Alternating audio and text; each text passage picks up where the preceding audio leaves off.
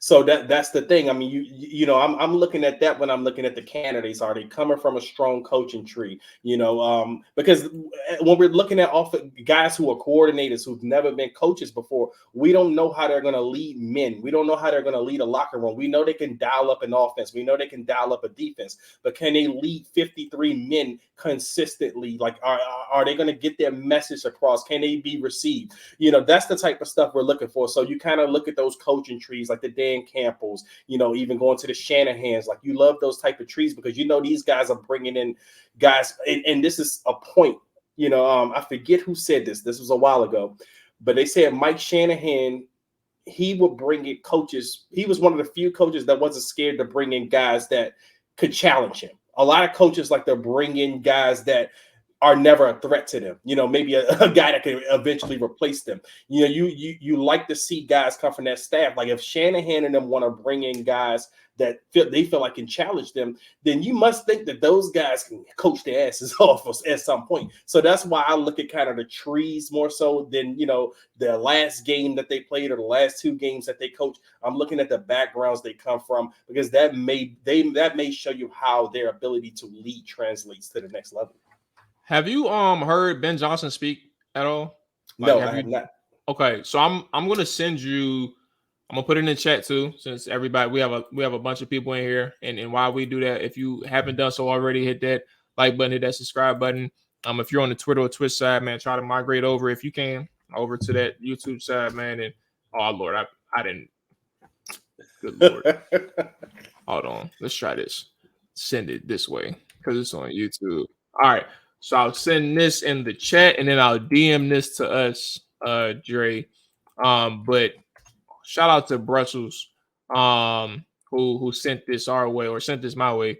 Where I found it really. But point being, with Peters in Johnson, right? I hate saying their last name, like that is a terrible combination. But Peter and Johnson. Hey, bro. But like when you hear Ben Johnson speak, please look at that, everybody. If you haven't done so already, look at that YouTube link. It's right here. But when you take a look at that, this was an interview or his pressure in June of last year, and he's talking about himself, his growth as a coach, his growth as a leader, even acknowledging what, like, being self-aware of like his habits. He mentioned how he was a coach who could have been who was micromanaging way too much. He found himself micromanaging, but he saw the growth in his staff in the sense of like he was able to trust them and that everybody was on the same page. So it became less of a micromanaging in offensive meetings, and it became more of like player meetings or individual meetings from the offensive side of things. And like he was able to speak to players' growth specifically about like what they wanted out of themselves, but also like from a coach standpoint, how he recognized this person really wants to be better. And he identified those things. He identified even in the run game. Dre, I'm gonna say this. I'm gonna ask you this question before I even say it, because I'm sure you have an answer. What is or you have an answer that it tailors what I'm about to say. What do you think about the Detroit Lions run game? Like, there is no right or wrong from your perspective. What do you think about it generally when you watch them and things like that? Well, I mean, I like the way that they use their backs. I mean, earlier in the season, I was watching them because I had Jahmyr Gibbs on my fantasy team. So I was like, man, why aren't they using Jahmyr Gibbs more? And then you see David Montgomery, and he's balling out. I mean, I think David Montgomery has probably played better here than he ever played in Chicago. Like, I mean, I do actually like the way they use the run game. I think it's smart, and I think it's something that Jared Goff actually leans on a lot, what you need with a quarterback like Jared Goff. I mean, not to say that Jared Goff can't go out there and sling it 60 times a game, but that running game really helps them do what they do with Jared Goff. So, I mean, I really love the way that they use their backs. All right, so to add to that, right, one of the things that he mentioned in this pressure was the fact that he thought last year they left a lot of meat on the bone in terms of the run game. Like, he felt like some of those 3 or 4 yard gains that they had in Detroit, there were explosives waiting to happen, and they just missed the opportunity. So he spent time in that offseason trying to find ways to become more explosive. And you mentioned your opinion on Jameer and David Montgomery. Both of those guys nearly 1,000 yards apiece, bro.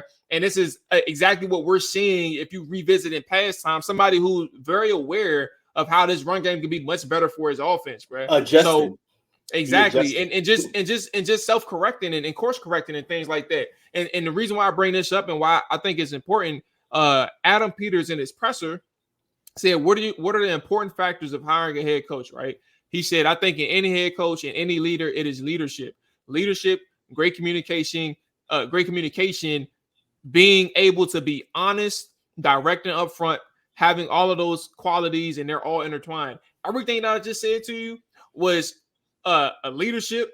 It was him communicating well, and it was him being honest about his players. I'm not saying this is the actual candidate. I'm just saying this is like, because if you never heard him speak, which I haven't, this was the first interview or presser I heard from him. Like, this is somebody who has been able to literally in one presser before the season even started tell you what he wanted out of his offense, what he thought, what he recognized to be himself in terms of a micromanager and why he was doing that, but also why he's backed off of being a micromanager. And then even identifying players and what they want and how great they want to be and things like that to that nature. So from that standpoint of Ben Johnson, I think it's very interesting, but also if you haven't seen that I put in the chat for everybody, take a look at that, man. It's at least something worth watching to understand how he thinks. And I'm gonna look at it a little bit more. So shout out to Brussels. I see you in here as well. Shout out to Brussels for even putting that on Twitter. So I'm gonna tap into some more Ben Johnson clips and by byproduct, I'll look in the I'm about to say Mual sold the hell out of that. You sold that, brother. I'm just being honest, bro. Like that's literally like what Peter said is literally, it's the timing is incredible for me to find that or to see it on the timeline. Like he literally did exactly what Peters is looking for. It's not about offensive or defensive, and that's why I brought it up. Like, it's about leadership, bro. And like that's the makings of a leader. But do you feel like I haven't listened to the clip or whole video at all, but I can tell you just from my naked eye, I've been disappointed in how Jahmyr Gibbs was underutilized in the season overall. Like, I felt like a lot of the carries should have went to him more. Yeah, David Montgomery is a solid back, but if I'm not mistaken, David Montgomery's on a 1-year deal. But like from everything that you just broke down while I was backstage and back on stage, do you feel like he met those goals that he set out and told everyone in the media before the season kicked off? He had like, do you feel like the Lions offense is like super explosive? I think they rank number 3 overall, but do you feel like they're truly explosive in comparison to like Miami, for example? Yeah, I mean, you're talking about 2 explosive offenses. I don't think that they have Detroit. I don't think that they have any Tyreek Hill or Jalen Waddle on their team, and that stands out. But they have they have Sam Laporta, they do have David Montgomery, they do have Jahmyr Gibbs, and they do have Amon-Ra St. Brown. Those are 2 different styles. Those are different styles of players on their offense. And you're talking about an offense who is number 5 in the NFL in terms of rushing yards. And you're talking about David Montgomery and Jahmyr Gibbs, who have 235 touches respectively, and David Montgomery and Jahmyr Gibbs 234.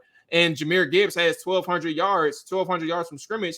David Montgomery has 1,100 yards from scrimmage.